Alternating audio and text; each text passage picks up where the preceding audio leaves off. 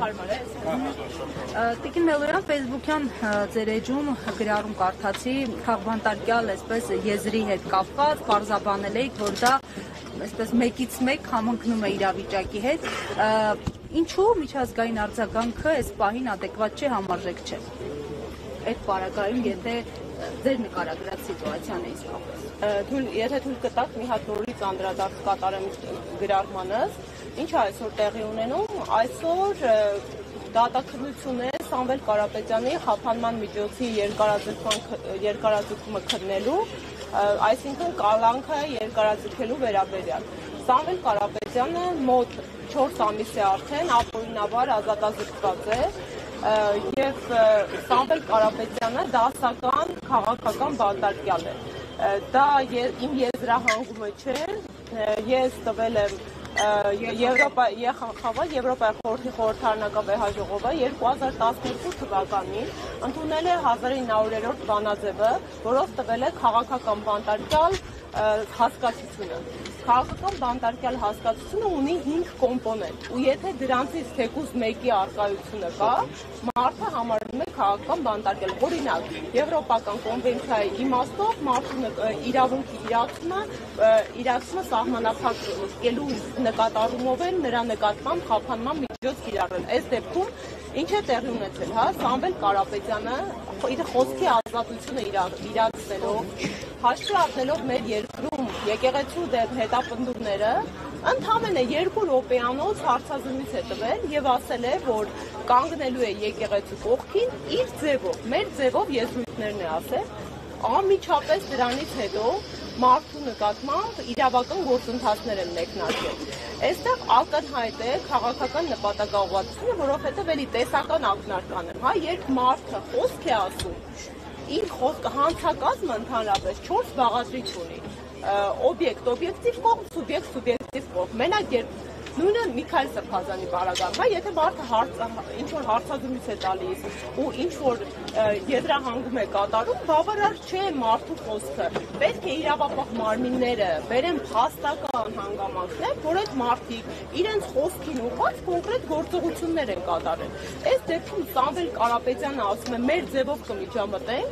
իրավապահ մարմինները անգամ ձևական առումով ժամանակ չեն տրամադրում, որպեսզի կարողան ենթադրելի լիներ, որ այս մարդը իր խոսքերին ուղղված կոնկրետ գործողություններ է կատարել։ Կատարում է վարչապետը, գործադիր իշխանության ղեկավարը,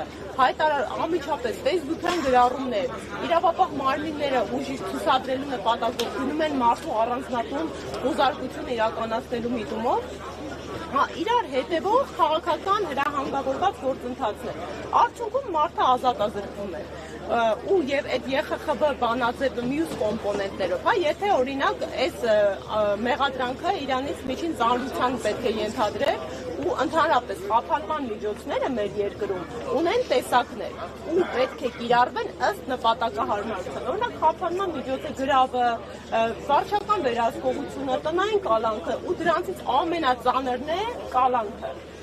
Ինչու է կալանք երբ կիրառվում է ամենածանր խափանման միջոցը, ինքը ենթադրում է մարդու հիմնարար իրավունքների սահմանափակում։ Պետք է դատարանի համար պատշաճ հիմքեր լինեն, օրինակ, որ մարդը կարող է նախաքննության վրա ազդել, օրինակ վկաների ցուցմունքի վրա կարող է ազդել եւ այլն եւ այլն։ Այս դեպքում ու միայն այս դեպքում չէ, մեր երկրում տասնյակ քաղաքական բանտարկյալներ այս պահին կան, այդ տասնյակ քաղաքական բանտարկյալների պարագայում ընդհանրապես խափանման միջոցի կալանքի կիրառումը որևէ կերպ արդարացված չէ։ Ու այստեղ ես կրկին պետք է այդ կոռելացիան անցկացնեմ, ուղիղ համադրելի ու համեմատական է մեր երկրում քաղաքական բանտարկյալների մեծաքանակությունը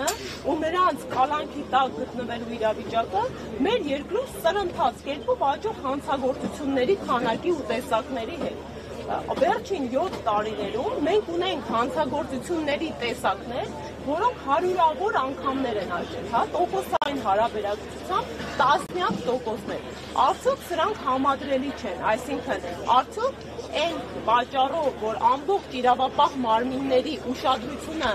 կենտրոնացված է ընդդիմադիր գործիչների նկատմամբ, որովհետև երևի թե չկա ընդդիմադիր քաղաքական ուժ, որոնց նկատմամբ չլինեն հետապնդումներ ու չլինեն հարուցված իրավական գործեր։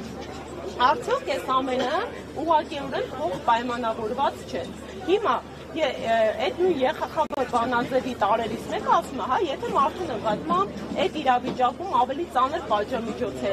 կիրառված, եթե մարդու նկատմամբ այդ իրավիճակում ուղղակիորեն քաղաքական միջամտությունը հիմնավորված է, այս դեպքում արդեն կարծում եմ հենց դուք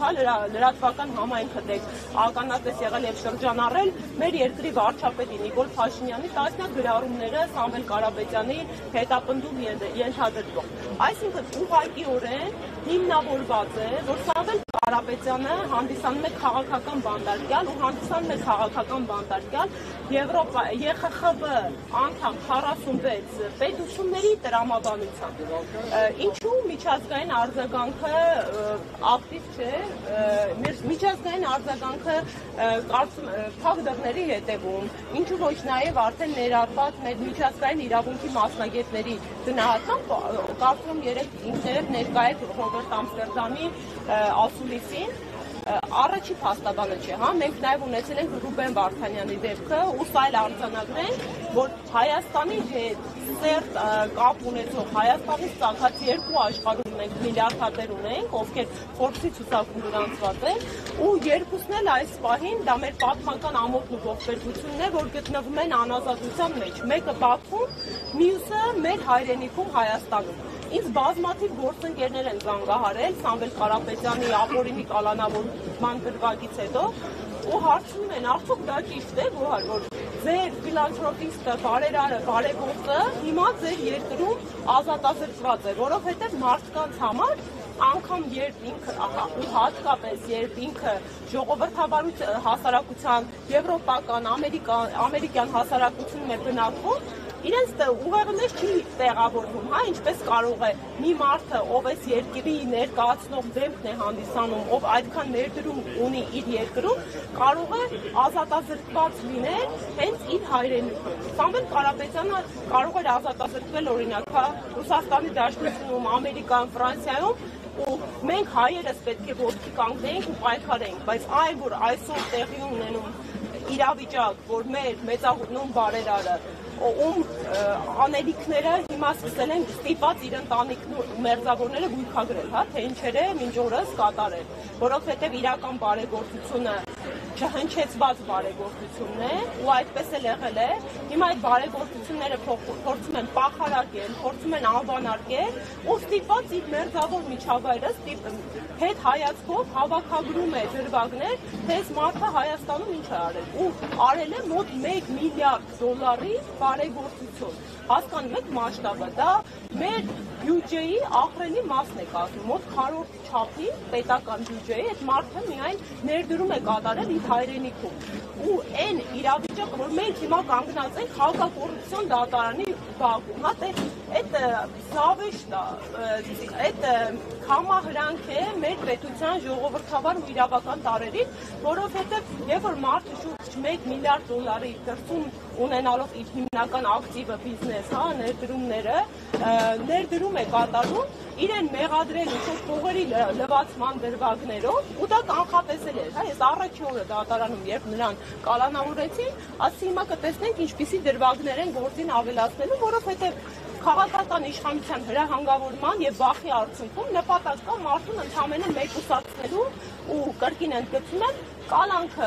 խափանման միջոցից վերածելու որպես պատժիչ մահակի ընդդիմադիր քաղաքական հայացք ունեցող մարդկանց նկատմամբ։ Ու այո, այսօր մարդը ապօրինաբար ազատազրկված է ու իրեն հետ ընդհանրապես ողջ աղերս ունեցող մեղադրանքներ են ավելացնում, օրինակ փողերի լվացում, հա, այն դեպքում կրկին ընդգծում, որ այդ մարդը երբևիցե ըստ էության իր բիզնես գործունեությունն ու ակտիվը Հայաստանում չի իրականացրել, երբևիցե Սամվել Կարապետյանը Հայաստանի Հանրապետությունում պաշտոն չի զբաղեցրել, սա վիրավորանք է մեր ինտելեկտին ու սա առաջին հերթին հարված է Հայաստանի Հանրապետության քաղաքացիների ու աշխարհասփյուր հայերիս արժանապատվությանը։ Ամփոփելով, հա, ընդհանուր առմամբ, այո, ԵԽԽԲ-ի քաղաքական բանտարկյալ բանաձևերի եթե անգամ մեկ կոմպոնենտը այդ տվյալ դեպքում մարդը ազատազրկված համապատասխանում է, համարվում է քաղաքական բանտարկյալ, այս պահի դրությամբ Սամվել Կարապետյանը բոլոր 5 չափանիշներին էլ համապատասխանում է Սամվել Կարապետյանի իրավիճակը, դա մեկ արձանագրում։ Երկրորդ արձանագրում, Սամվել Կարապետյանը այսօր ապօրինաբար ազատազրկված է, որովհետև ինքը ունեցավ այն համարձակությունն ու քաջությունը կանգնելու հարձակումների ենթարկվող թիրախավորված մեր եկեղեցու կողքին։ Ինչ է եկեղեցին, հա? Մեր սահմանադրությունը ամրագրել է եկեղեցու բացառիկ կարգավիճակը, հայաստանյաց առաքելական Սուրբ եկեղեցին ունի սահմանադրական առաքելություն ամրագրված հայ ժողովրդի ինքնությունը պահպանելու հարցում։ Այսինքն տրամաբանական շղթա թիրախավորել են եկեղեցին, հարձակումները ենթարկում եկեղեցին, թիրախավորվում է հայի ինքնությունը։ Սամվել Կարապետյանը ես համոզված եմ, որպես հենց հայ մեծանուն բարերար ուներ իր կարմիր գիծը ու այդ կարմիր գիծը հատեցին ու մարդը ունեցավ այնքան համարձակություն ու հայրենասիրություն, որ կանգնի եկեղեցու հայրից ինքնության կողքին։ Հիմա այսօր մենք արդեն երկրորդ օրն է միջնորդությունն է կալանքի երկարաձգման քմում, այսօր առավոտվանից մեր հերթական պատմական խայտարակ ողբերգական ամոթալի դրվագն ենք ապրում, առավոտվանից բերման են ենթարկվել 6 հոգևորականներ, արդեն 8 հոգևորականներ, ես մինչ այդտեղ գալիս 6-ի անուններն էի արձանագրել։ Եվ մեկ սրբազան, հասկանում եք, երրորդ սրբազան ենթարկվել, որովհետև ինֆորմացիա չկա որտեղ է պատմում։ Ես ուզում էի արձանագրել իր ֆակտը, շնորհակալություն հարգելի գործընկերներ, տեսեք, ձեր լրատվակ մեր ընդհանրապես ձեր 4-րդ իշխանությունը պատահական չէ, որ դուք իշխանության թվեք, որովհետև այս ողբերգական օրերին դուք եք հանրությանը հասցնում կատարվելիքը։ Հայր ջան, այս պահի դրությամբ, երբ հենց եկեղեցուն պաշտպանելու համար կրկին փորձում են երկարաձգել Սամվել Կարապետյանի ապօրինի ազատազրկումը, 8 հոգևորականներ առավոտվանից բերման են ենթարկել։ Պատկերացնում եք, այդ Հայաստանի Հանրապետությունում 8 հոգևորականներ եւ եւս մեկ սրբազան հայ, երկուսը հիմա ապօրինի անազատության պայմաններում են, երրորդը բերման է ենթարկվել ու առավոտվանից գործընկերներս, մեր փաստաբանական համայնքի ներկայացուցիչները չեն կարողանում այս մարդկանց գտնել, որպեսզի իրացնեն իրենց հիմնական պարտականությունը ու ապահովեն այս մարդկանց հիմնական պաշտպանվելու իրավունքը։ Չեն տալիս ինֆորմացիա իրավապահ մարմինները։ Սա կրկին մարդու հիմնարար իրավունքների կոպտագույն խախտում է, սա մեր հայի ազգային ինքնության դեմ ուղղված կոնկրետ գործողություն է, այսինքն եկեղեցու դեմ հարձակումները միայն պարոն Կարապետյանի ազատազրկման չեն սահմանափակվելու։ Մենք յուրաքանչյուրս մեզ պետք է հարցադրում տանք։ Ու անկախ նրանից, հա, եթե դու հայ ես, մենք ունենք հիմա իրավիճակ, որ հայեր կան, ովքեր չեն դավանում եկեղեցին, հա, բայց այնքան գիտակից հայ են, իմ ընկերներից կան, իմ ծանոթներից կան, որ մարդը չունենալով որևէ կրոնական կողմնորոշում իր հայի ինքնությամբ պայմանավորված ծայրաստիճան վրդովված է եւ հենց այստեղ գալիս Բաքվում կանգնում է իր պաշտպանության եկեղեցու։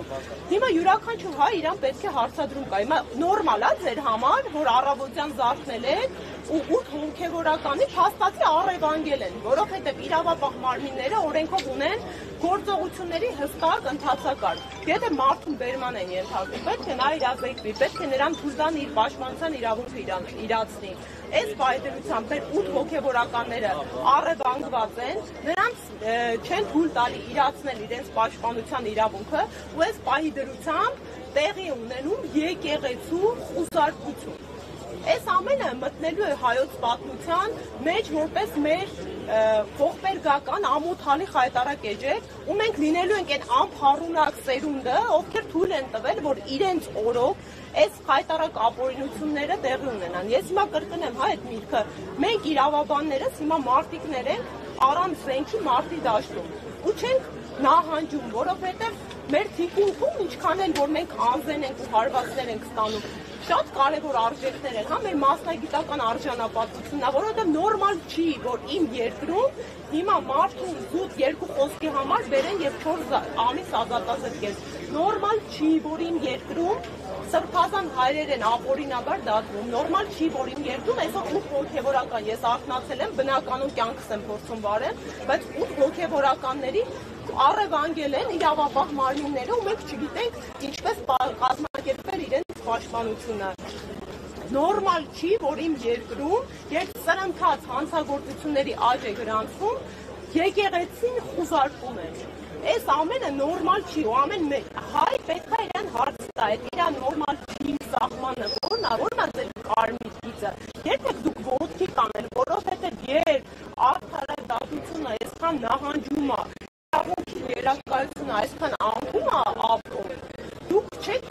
կարողանալու ճողոպրել։ Մի օր այս արդարադատության երկակի ստանդարտների ու այդ ընտրովի արդարադատության համակարգը դառնալու է նաև ձեզ, ու դուք դառնալու եք դրա շահառուն, ու այդ ժամանակ ոչ ոք չի լինելու բարձրաձայնելու ձեր խնդիրը կամ պաշտպանելու ձեր իրավունքը։ Ես այստեղ եմ իզորակցություն ու պահանջ արդարադատության։ Ես այստեղ եմ ու մշտապես լինելու եմ, մինչև մեր երկրում իրավունքի գերակայությունը չվերականգնի ու մինչև մեր սահմանադրության ճշմարտություններն ու ամրագրություններն առնեն, որ մենք իրավական ու ժողովրդավար պետություն ենք, չվերականգնեն իրենց ի սկզբանե դիրքի